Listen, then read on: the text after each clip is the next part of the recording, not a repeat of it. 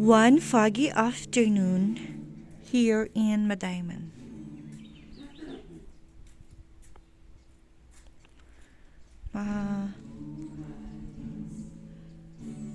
Makapal yung makapal yung fog, makapal yung clouds. Flex ko lang po dito guys, yung repolyo na ang sarap-sarap tignan. Parang ang sarap-sarap din ulamin. Tiyan. Hindi pa po pwedeng i-harvest yan. Mga bata po pa ang mga yan. Pero dun sa may baba, sa may tapat ng blue na na yan, drum, na harvest na sa may baba ng baba ng brown na yan. Patatas po yung nakatanim dyan.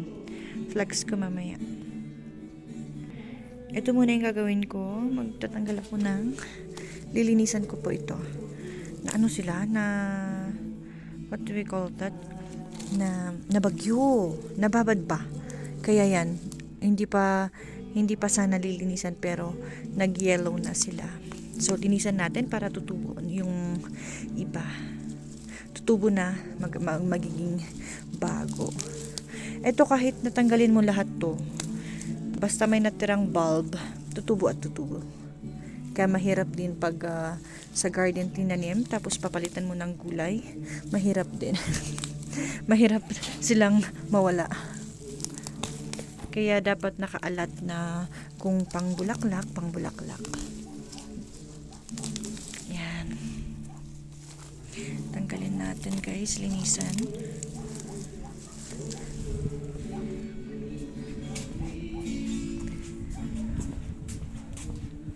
Flex ko dun sa baba. Yun yung ay hindi pa kita. Hindi pa siya kita.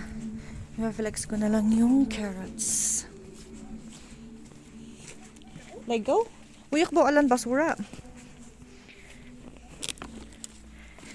Carrots. Hindi pa pwedeng harvest. Cabbage.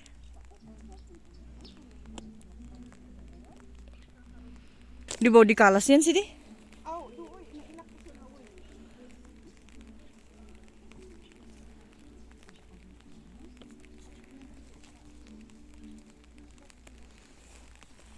Madilim. Past 5 kasi ngayon, 5 p.m.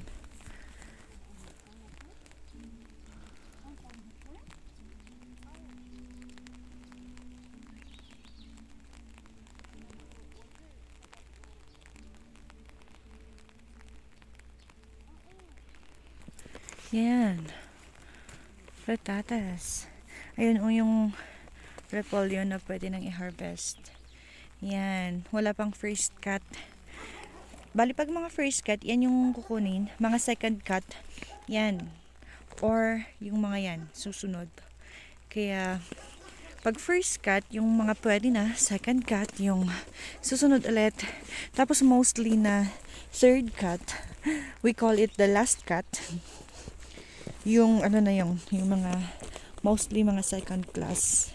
Kasi yun yung nahuli, yung mga maliliit na parang nahuling tumubo. Ito naman, patubo pa lang na batch ng potato. Yan naman, tapos na siyang nasaraduhan. Ano mo yung nasaraduhan? Pag yung nalagyan ulit ng lupa. Malalaki na sila. Ito yung sinasabi ko naman na magla-last cut. Tapos na nila yung dyan. Mga yan, last cut, pang last cut yung mga yan.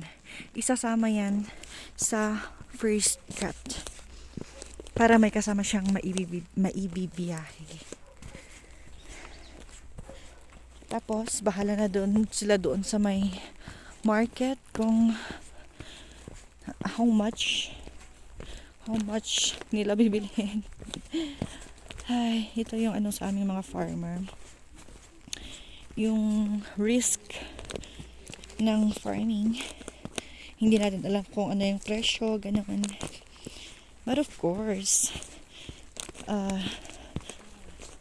it is seasonal naman yung presyo, kaya hindi laging mababa, kahit hindi laging mataas basta at least hindi laging mababa ang presyo. Ay, matinding pag-iingat ito. Matinding pag-iingat ang kailangan dito. Pababa kasi yung daan na to. Tapos maputik. Ito naman yung Finlex ko before na sobrang lago. Sobrang lago. Tapos ito, pagkatapos ng Typhoon Uwan, nilinis na nila. Kaya yan. Waiting for flower to bloom again.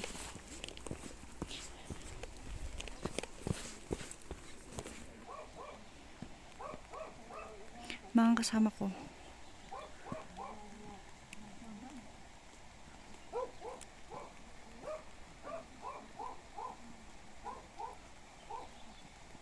Hindi, kalas ng kinikinitoy ka na kinanwadas na. Wala po din na ayan ang gardak dako. Ang laki. Pero yung iba naman ang liliit ng